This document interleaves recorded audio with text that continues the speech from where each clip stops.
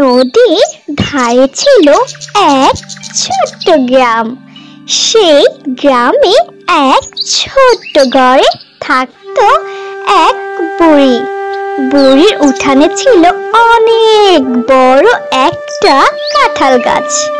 বুড়ি ছিল খুব খিটখিটে মেজাজের, কারোর সঙ্গে তেমন মিশতো না।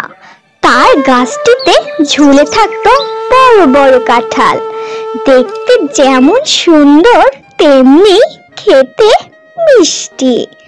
বুড়ি একাই সেই কাঁঠাল খেত। মাঝে মাঝে নাতি নাতনিদের বাড়ি গেলে নিয়ে যেত কিছু কাঁঠাল, কিন্তু গ্রামের মানুষকে কখনো একটাও কাঁঠাল দিত না। আমার কাঁঠাল সব বিক্রি করে দিয়েছি, আমি কাউকে খেতে দিব না। এইভাবে বুড়ি মানুষকে অপমান করে তাড়িয়ে দিত। বুড়িমা, আমাকে একটা কাঁঠাল দাও, আমি আমার মেয়ে বাড়িতে নিয়ে যাব। আমার নাতি নাতিরা অনেক দিন থেকে কাঁঠাল খেতে চায়। তোমার তো গাছ ভর্তি কাঁঠাল, আমাকে একটা দিলে তোমার কমে যাবে না। আবার বলে আমার কাঁঠাল কমে যাবে না। যত দূরে গিয়ে মার, আমার গাছেরই কাঁঠাল নাই। আমি সব কাঁঠাল বাজার বিক্রি করে দিয়েছি, কয়েকদিন পর খরিদ্দার এসে সব কাঁঠাল নিয়ে যাবে। ভদ্রলোক বুড়ির কথায় অনেক কষ্ট পেয়ে বাড়ি ফিরে গেল। এরা যে কই থেকে আসে মরতে, আমার নাতি নাতনিরাই কাঁঠাল খাইতে পারে না, আর তার নাতি নাতনির জন্য আমি কাঁঠাল দেই।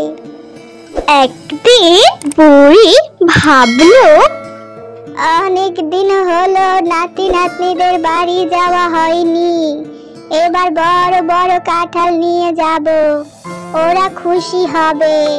আহ, কি বড় বড় কাঁঠাল, এগুলো পাকলে মজা করে খেতে হবে, তবে আমাকে পাহারা দিতে হবে। বলা তো যায় না গ্রামের মানুষের কথা, কখন এসে চুরি করে নিয়ে যায়। অন্যদিকে বাড়ির একটু দূরে ছিল পিসকে শিয়ালের বাসা। শিয়াল ছিল ভীষণ অলস, কোনো কাজ করত না।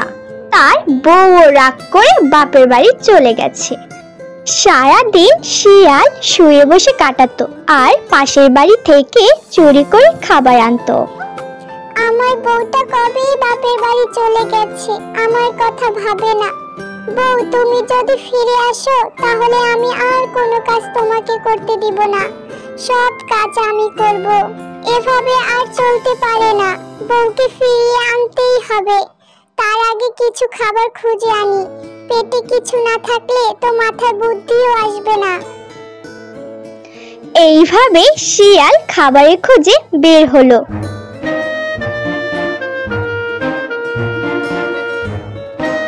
অনেক বাড়ি ঘুরলো, কিন্তু কোথাও কিছু পেল না। আহারে, কি যুগ আসলো, মানুষের বাড়িতে চুরি করতেও পারি না, সবাই ঘরে বসে থাকে, কেউ বাইরে কাজে যায় না। কাজে না গেলে তো আমি চুরি করব কিভাবে? মানুষ কি আমার মতো শিয়ালের কথা ভাবে না? খাইবো কি, থাকিমো কি, বউ আইলে বুঝামো কি, কিছু খাবার যদি পাইতাম হাই, পেট ভইরা খাইতাম তাই। হঠাৎ গান গাইতে গাইতে শিয়ালের নাকের সামনে এলো মিষ্টি কাঁঠালের গন্ধ। শিয়াল গন্ধ পেয়ে বলল, আহা, এত মিষ্টি গন্ধ, নিশ্চয়ই কাছাকাছি কোথাও কাঁঠাল পেকেছে। একটু আশেপাশে ঘুরে দেখি তো, যেভাবেই হোক আজকে এই কাঁঠাল আমাকে খেতেই হবে। শিয়াল গন্ধে গন্ধে বুড়ির বাড়ির উঠানে এসে তাকিয়ে দেখে গাছ ভর্তি বড় বড় কাঁঠাল ঝুলছে। তার জিভে জল চলে এলো। যত বড় কাঁঠাল ততই মিষ্টি, কিন্তু কিভাবে খাবো? এই বুড়ি দেখলে তো আমাকে লাঠি দিয়ে মারবে, কিন্তু বুড়ির কাঁঠাল তো আমাকে খাইতেই হবে। আমার বাড়ির উঠানে কে এসেছে রে? কাঁঠালের দিকে নজর দিবে না, তাহলে কিন্তু আমার হাত থেকে রক্ষা পাবে না।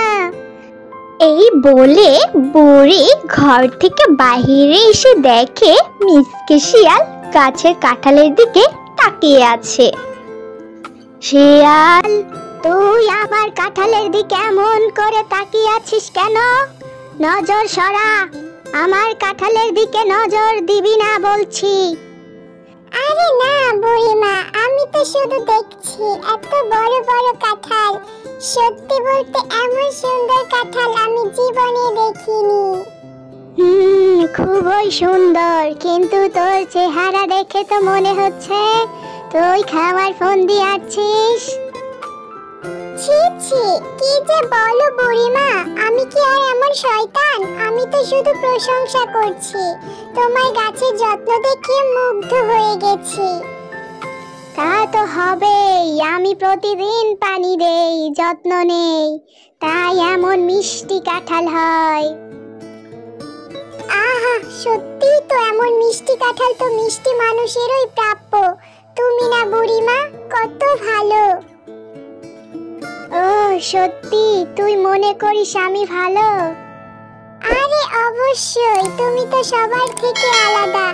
এমন সুন্দর কাঁঠাল যার গাছে হয় সে তো অনেক দয়ালু। ঠিক বলেছিস, কিন্তু তবু কাঁঠালের দিকে নজর দিবি না। এই কাঁঠাল আমি কাউকে দিতে পারবো না। বুড়ির সাথে অনেক কথা বলার পর শিয়াল তার বাড়ির দিকে রওনা দিল।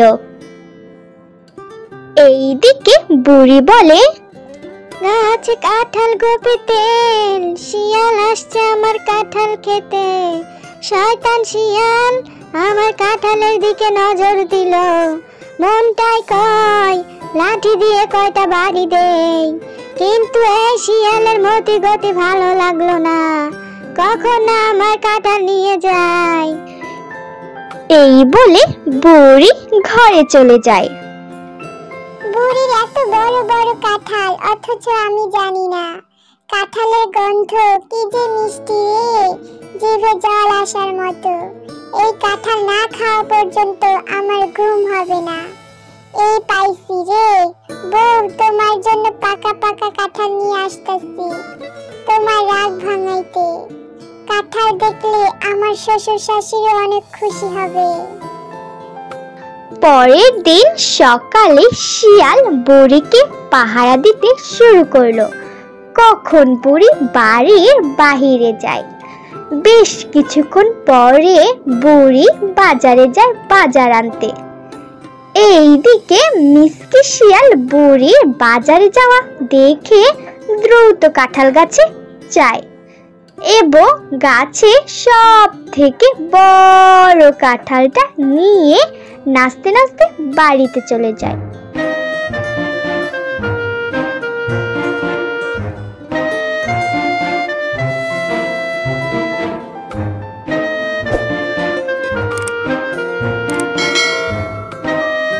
কাঁঠাল খেতে খেতে বলে, উফ সেই স্বাদ, এত স্বাদ কেন রে? আহ, যদি নিত্যদিন এইভাবে বুড়ি কাঁঠাল খাইতে পারতাম। এইদিকে বুড়ি বাজার নিয়ে দ্রুত বাড়িতে ফিরে এলো। এসে দেখে গাছে বড় কাঁঠালটা কে জানি চুরি করে নিয়ে গেছে। বুড়ি বলল, হায় হায়, আমার বড় কাঁঠালটা কে নিয়ে গেল রে? এত বড় কাঁঠাল, এত বড় দেওয়ার পর আমার কাঁঠাল চুরি। পিছনে ওই মিসকে শিয়ালের হাত আছে, আমি নিশ্চিত ওই মিসকে শিয়াল আমার কাঁঠাল চুরি করে নিয়ে গেছে। তোরা যদি একবার দেখতে পাই তাহলে তোর পেট থেকে কাঁঠাল ভেঙে বের করে নিয়ে আসতাম। পরের দিন সকালে বুড়ি আবার বাজারের দিকে রওনা দিল, কিন্তু বুড়ি আজকে আর বাজারে না গিয়ে ঘরের পাশে লুকিয়ে থাকলো শিয়ালকে ধরার জন্য। এইদিকে শিয়াল দেখলো বুড়ি বাজারে গিয়েছে, তাই শিয়াল এসে গাছে উঠলো কাঁঠাল পাড়তে।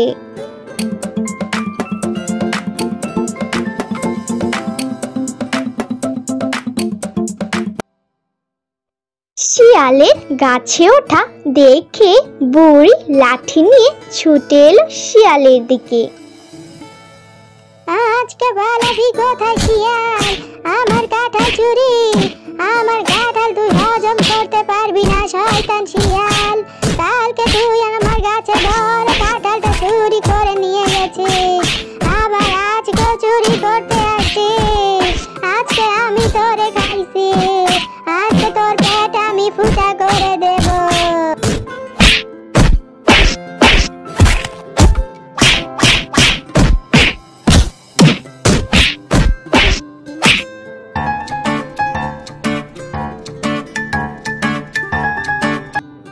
আজকে জন্মের বাচ্চান বেঁচে গেলাম রে বাবা, আর বুড়ি কাঁঠালের দিকে নজর দিব না। আজকে থেকে সৎ পথে কাজ করে খাবো, কিন্তু আর চুরি করব না। বেশ কিছুদিন পর বুড়ি বুঝতে পারলো গ্রামের মানুষের সাথে খারাপ ব্যবহার করা ঠিক না। তাই এরপর থেকে যারা কাঁঠাল চাইতে আসতো বুড়ি সবাইকে খুশি হয়ে কাঁঠাল দিত, আর বলতো কেউ যেন চুরি না করে, সবাই আমার কাঁঠাল পাহারা দিবে।